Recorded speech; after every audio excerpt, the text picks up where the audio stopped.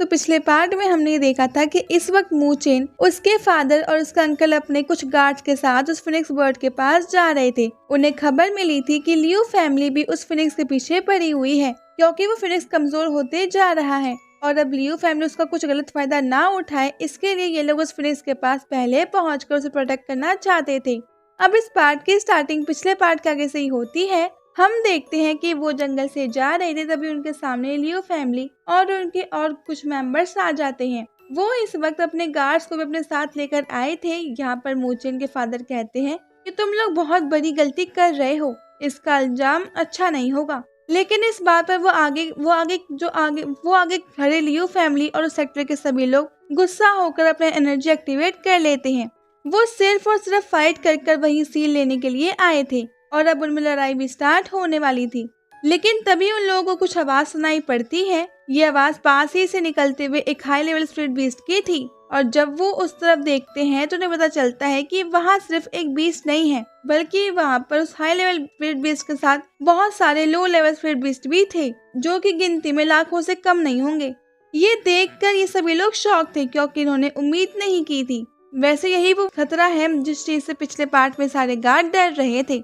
असल में ये पूरा जंगल इसी तरह के खतरनाक बीस्ट से भरा पड़ा है।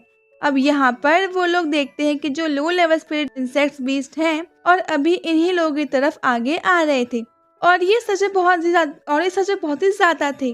अब ये लोग उनसे फाइट तो नहीं कर सकते थे, इसलिए दोनों ही पार्टी अलग अलग डायरेक्शन में वहाँ से भागने लगती है। हम देखते हैं कि वो स्पिरिट बीस्ट भी समझदार थे, यहाँ वो भी अपना रास्ता बदल लेते हैं और दोनों की ही तरफ बढ़ने लगते हैं। यहाँ पर जब लियो फैमिली और वो सेक्टर के लोग वहाँ से भाग रहे थे तो उनके जो कुछ लोग थे वो पीछे भी रह गए थे। इस वजह से वो स्पिरिट बीस्ट उन्हें पकड़ लेते हैं और इसके बाद अब इंसेक्ट बीस्ट के स्पिरिट फायर की वजह से उन लोगों की बॉडी वहीं पर खत्म हो जाती है।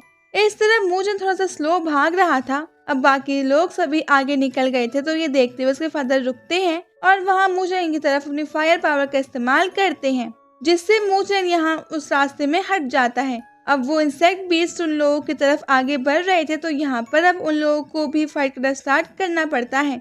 अब उनसे लड़ते वक्त वो सभी अपनी स्पीड बढ़ाते हुए अपने पास आने से रोक रहे थे और खत्म करते जा रहे थे। पर तभी एक आदमी मूचेन के पास आता है और कहता है कि यंग मास्टर, हमें यहाँ से निकलना चाहिए, ये उसके अंकल हैं।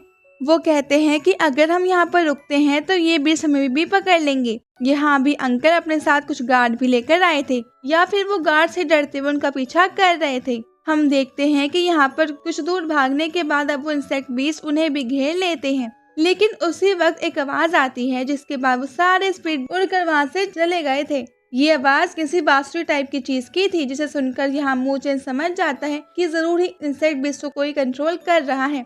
अब मूचेन अपने अंकल से कहता है कि अंकल, हमें वहाँ चलना चाहिए, क्योंकि अगर हमें वहाँ बांसुरी मिल गई तो फिर हमें लियो फैमिली से डरने की जरूरत ही नहीं है। वो खुद ही फिर हमें परेशान करने की हिम्मत ही नहीं करेगी।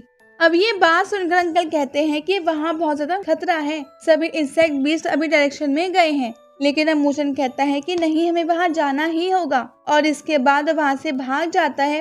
कुछ देर बाद अब वो उसी जगह पर पहुँचते हैं। सामने एक पेड़ था जिसके ऊपर एक छत्ते टाइप की चीज लगी हुई थी। सारे इंसेक्ट बीस्ट उसी के अंदर थे। अभी मूचेन आसपास देख रहा था। हम देखते हैं कि इस वक्त लियो भाई उन्हीं लोगों पर नजर रखे हुए हैं। यहाँ पर अंकल कहते हैं कि वो सभी इंसेक्ट बीस्ट उन छत्ते में चले गए हैं। अब हम किसी भी तरह से उन्हें बाहर नहीं निकाल सकते, और अगर हमने निकाला भी तो वो लोग हम पर हमला कर देंगे।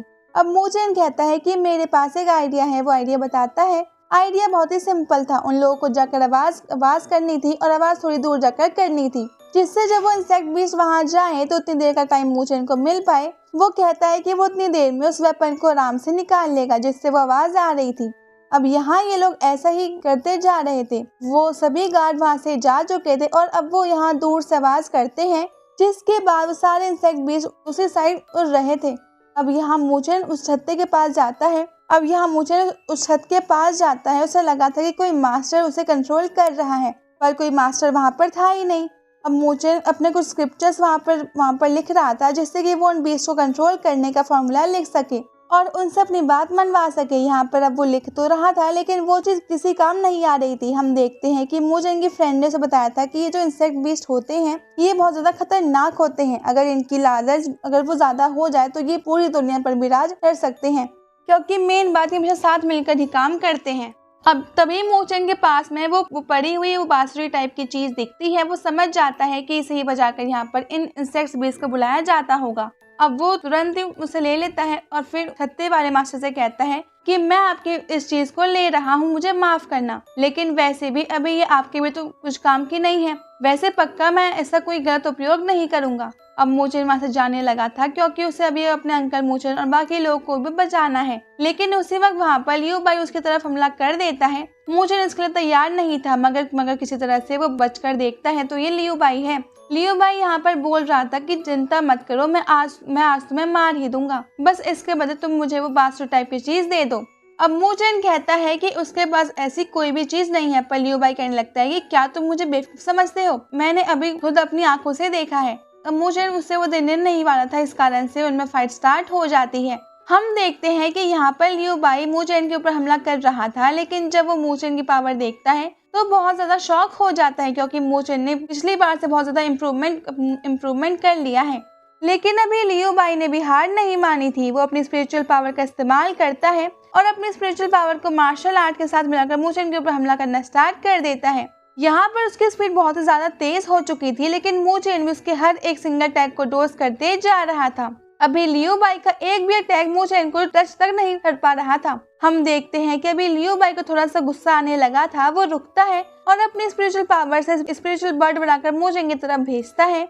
यहाँ पर मूचेन अपने डार्क ऑरा का इस्तेमाल कर रहा था, जिसकी वजह से उसने लियू बाई के स्पिरिचुअल बर्ड को वहीं खत्म कर दिया था। लेकिन अब लियू बाई को और ज्यादा गुस्सा आने लगता है। अब वो अपनी स्पिरिचुअल एनर्जी को इतना ज्यादा बढ़ा देता है कि वो स्पिरिचुअल एनर्जी उसकी पूरी बॉडी को कवर कर लेती है और अब वो फिर से वही मूचेन की तरफ हमला करने के लिए आगे बढ़ रहा था। लेकिन यहाँ मूचेन को अभी भी अपने अंकल को भी बचाना था, इसलिए वो तुरंत ही अपनी उस बांसुरी जैसी चीज को निकालता है और बजाने लगता है, जिसके बाद वहाँ पे वो सारे इंसेक्ट बीस्ट आ जाते हैं। अभी वो इन लोगों से डरकर लियू बाई वहाँ से भाग चुका था।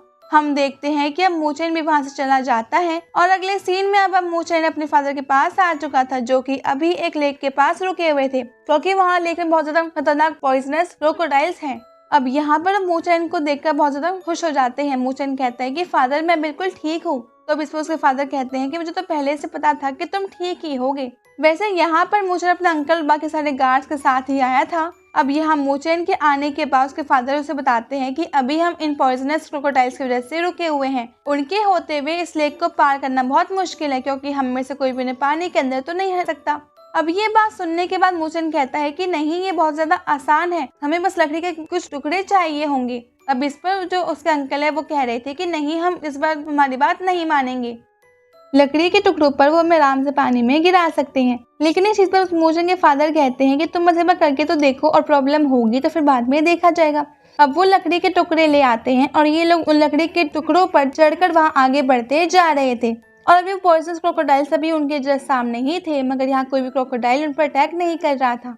ये देखकर मूचेन के फादर और बाकी लोग शॉक थे। मूचेन बताता है कि उन क्रोकोडाइल्स की आंखें उतनी ज्यादा अच्छी नहीं होती कि ये हमें देख सके, ये बस एनर्जी का पीछा करते हैं और बहुत ही मुश्किलों से ही हमारे ये लोकेशन का पता लगा पाते हैं। अगर हम पानी में कुछ हलचल करते हैं या फिर इनको परेशान करते हैं तो फिर यहाँ से निकल पाना नामुमकिन था। हम देखते हैं कि जो क्रोकोडाइल्स अभी मूचेन की तरफ आगे आ रही थी, लेकिन मूचेन तो वही बैठकर उनकी आंखों में देखने लगता है और मूचेन बिल्कुल सही था। क्रोकोडाइल्स को उन लोगों में कोई भी जो खतरा है वो दिखाई नहीं दे रहा था, इसलिए वो उन पर हमला करती नहीं है और वो वहां से आने लगती हैं। अब ये लोग बहुत ज्यादा आराम से आगे जा रहे थे। वैसे मूचेन के फादर बोल रहे थे कि हमें ज्यादा रिलैक्स नहीं होना चाहिए क्योंकि खतरा जो है वो अभी गया नहीं है। वैसे उनकी बात अभी सच भी हो जाती है क्योंकि हम एक और मॉन्स्टर को देखते हैं जो कि अभी उन्हीं की तरफ आ रहा था, लेकिन उसी वक्त ये पार्ट ये पे एंड हो जाता है। अब मिलते हैं आपसे अगले वीडियो में, तब तक के लिए बाय बाय, टेक केयर।